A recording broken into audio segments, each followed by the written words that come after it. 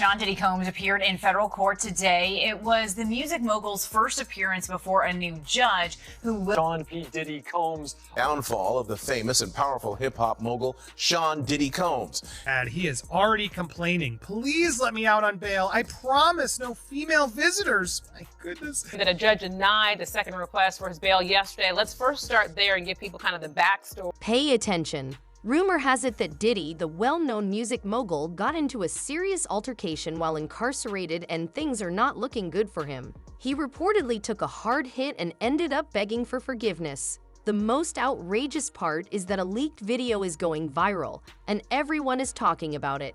This situation could seriously harm Diddy's reputation and career. We're looking at major fallout here, so stay tuned for all the details. The judge denied the second request for his bail yesterday. Let's first start there and give people kind of the backstory as to why did that happen. The process in New York is exactly the same as in North Carolina. Two parts. Is the person a likelihood to appear? Are they a flight risk? And do they have a likelihood to commit some crime, specifically a new violent crime? And then the third portion that the judge touched on in this case is, has that person in the past done some type of witness tampering? Have they attempted to try to, influence witnesses not to come forward? That's what the prosecutors argued in this case, and that the judge totally agreed that he had a history of attempting to make individuals that were participating with the government and not participate anymore. The judge felt that there were reasons. The judge actually said there are no conditions for release that would allow this case to continue to move forward with you out in public. Back to putting Diddy on suicide watch. I mean, I learned from you today, just from talking in the newsroom, it's really not as straightforward as you might think.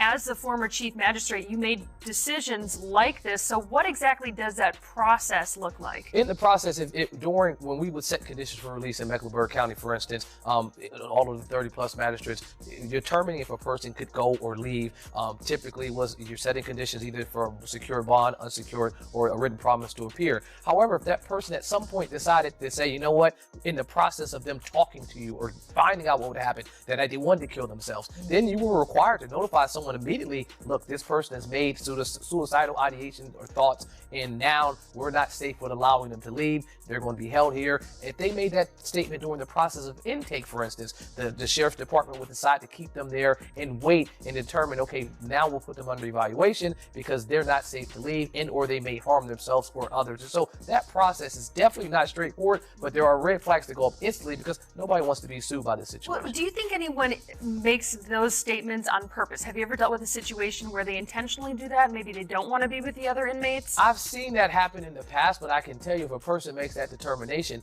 when you are on suicide watch, first of all, they're taking your shoestrings. And this is because you're in this before you get admitted. So this is pre-admission, pre-classification. Right. You're still in your regular clothes. You haven't switched into a jumpsuit. And so you still have your regular shoes. They're taking the shoestrings. They're taking anything that you could potentially harm yourself. They're taking your clothes. They're changing you into some other type of gear where you can't harm yourself. So if you were literally about to leave and you're making those types of comments, now you've just delayed yourself by maybe a few hours, if not a few days. And so that process, I've seen it happen where a person was just making kind of crazy comments. Well, you don't know if they're serious or not. And so if you're making a comment about, I am intending to harm myself, I'm going to take every situation if it's serious, and then we'll determine later that it wasn't. Now, TMZ is reporting that they spoke to Diddy's attorney, who then said that his client is not suicidal. In fact, he went on to be able to make a statement saying he's not suicidal, calling him strong, confident, and focused on his defense. So you're a defense attorney. Is that protecting your client? And the other question I have for you, if you could just address this real quick, is they put up $50 million to try and get this man out of jail, and then another $100 million on all of this. So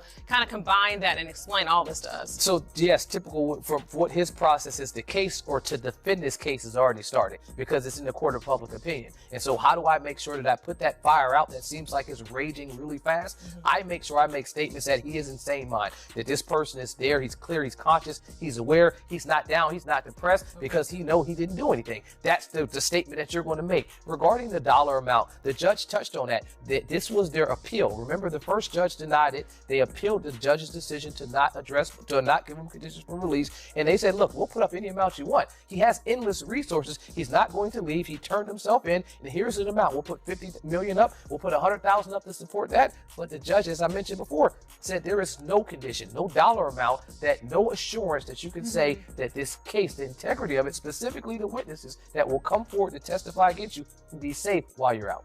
Wow.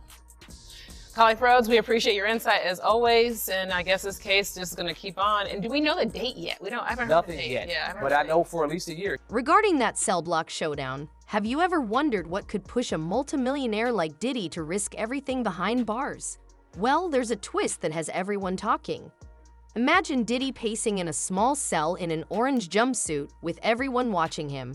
It seems like he didn't exactly make friends, and the fight allegedly started over something as trivial as toilet paper. Yes, you heard that right. From hip-hop royalty to squabbling over TP, the mighty have fallen right. However, some claim that it wasn't really about toilet paper at all. Rumor has it that he was actually called out for allegedly being involved in some seriously shady business, the kind of dark stuff that usually stays in whispers. As for the fight itself, let's just say Diddy wasn't bringing his usual stage smoothness. According to sources, he was floundering and appeared less streetwise than a fish out of water. Mogul seems to have forgotten that he was no longer in the VIP area.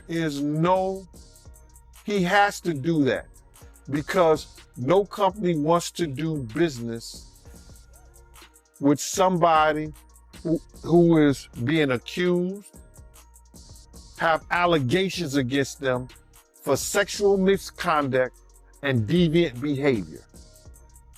Nobody wants to do business with that. All the shareholders, it ain't nothing that he's giving up. They like, yo, listen, give me that. They say, they did a Diddy. Take that. You understand? They're gonna take that from him. The shareholders is gonna say, yo, listen to me. We all gonna pull out. No Diddy. But we all gonna pull out our shares and everything if you don't give up what you have in the company. Did you see that video that went viral of Diddy pacing around the airport after his houses got raided? I seen that video. And I seen that look in his face before. I seen that look in his face. You know what I'm saying? When he was with the same gang, and Mike Owens, AKA Mike Cock, everybody could tell him, D-Ferg did a collection for him because he didn't know how he was going to pay his rent, and he didn't know how he was going to pay his rent, child support, and his car note, because he had one of those drop-top Cabarets Volkswagens. So Mike gave $5,000. I wasn't giving the nigga nothing. I'm just telling you right now. D was just collecting money for niggas. You know what I'm saying? Yo, man, we got to make sure because he want to kill himself. He going to kill himself. Diddy had that pace and he had that look in his face that he know something may be wrong or they may have something on him. Because they took things out of there. We may not have seen what they took, but they had bags and boxes of stuff that they took out of there. So he knows, he's getting a play-by-play of what's going on.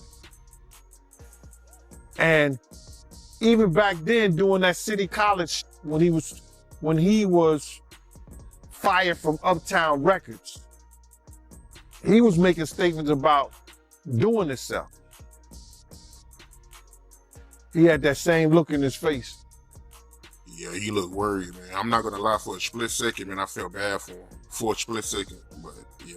Like, everybody, I get all kind of hate mail, IGs, talking about that I'm trying to take a black man down. No. I went through every step you supposed to go through when you got a problem, you got a situation, you got an issue with a man. You understand? I get in contact with him. Went mutual friends. Let's sit down and talk. What you did to Wolf's mother wasn't right, bro. You don't talk to her like that. If Wolf was alive, he'd take your head off. You understand? Try to talk to him.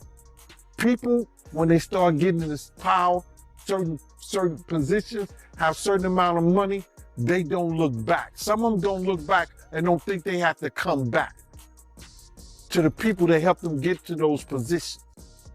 You understand? I don't care what nobody say. You understand? If somebody helps you and use their ability and their talents to help you get in position and get to certain places and do certain things, you come back. And you make sure things is all right. You don't disrespect people's mothers. You don't disrespect your friends that took their money to make sure you was all right when you was wrong, when you was messed up. You don't do that, brother.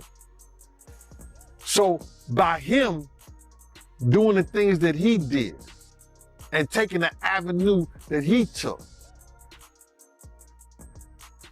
he's suffering the consequences, and I don't feel bad for him at all. Because people was trying to talk to him. People was trying to tell him. You couldn't pull him by the coat and let him know anything. You understand? They messed up the game, brother. When he put that shit out with them, money, power, respect, it ain't never been like that. It ain't never been like that. You got your respect in the street that gave you your power, that brought you your money. Totally different thing. He let that money, power, and respect go to his head, but he had it ass backwards. So do I care what happened? Nah. He got enough money to buy his way out of this. So we think. So when you look at that video of him pacing around and he's looking worried, and you knowing him, do you think it's possible that he might commit suicide? When you're a narcissist, there's always a possibility because you're suffering. But I don't think that he can see himself in a cage. I don't think he can see himself behind those bars in those type of situations. It's too many real dudes that dislike him. But then again, there's a lot of real dudes that need help. And him being behind bars, he could probably help them. Here's the true twist of how everything happened in a single minute. When Diddy appears to be about to receive a beating of his life, guess who steps in? It's not a guard or another prisoner, but the prison chaplain. Imagine it. Diddy is throwing punches like he's in a low-budget action movie, and then he's flat on the ground, staring up at his opponent like he's seen a ghost. Diddy is on the ground with his fists flying, and this composed chaplain is breaking it up as if it were just another playground day. Everyone is talking about this unexpected intervention. Some are calling it divine, while others are wondering if Diddy has some sort of holy connection. In any case, it saved him from what could have been a serious mess. But don't think that this is the end of Diddy's problems. You might be surprised by what happens next. Red is representing some of Diddy's accusers. Our Michelle Fisher sat down with All Red to speak exclusively about the atmosphere surrounding the high-profile case. It's really all about power and abuse of power. Prominent attorney Gloria Allred, who has represented accusers of Harvey Weinstein, Bill Cosby, and R. Kelly, speaking exclusively with Eyewitness News. She now represents an undisclosed number of Sean Diddy Combs' alleged victims, including Talia Graves. The trauma of the assault has taken a toll on my mental health.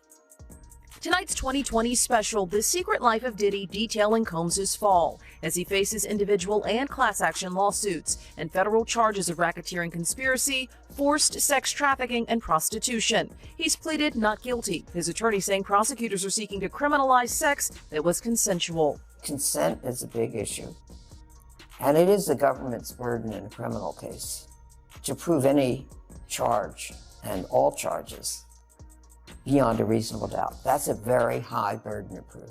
Combs is now asking a federal judge for a trial date next April or May, and we could see ex-girlfriend Cassandra Cassie Ventura take the witness stand.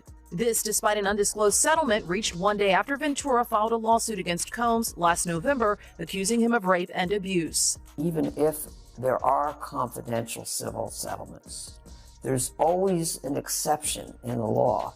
They can still testify in a court of law